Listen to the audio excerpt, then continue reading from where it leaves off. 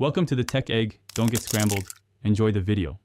In this video, I will show how to make runny poached eggs, only way. Start with very fresh eggs and a wide, shallow pot, and fill it with enough water to submerge the eggs by about 1 inch. Bring the water to a gentle simmer, not a rolling boil, and add a splash of vinegar to help the whites set.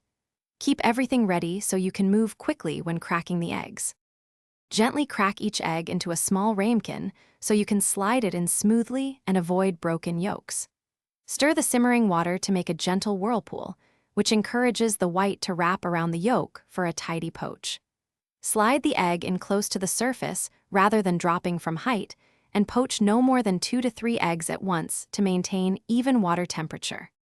For a perfectly runny yolk, poach each egg for about 3 minutes in gently simmering water, adjusting 10 to 20 seconds for preference.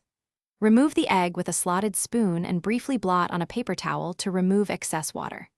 If desired, trim stray wisps of white for a cleaner look, then serve immediately on buttered toast, greens, or a salad to enjoy the yolk as a rich,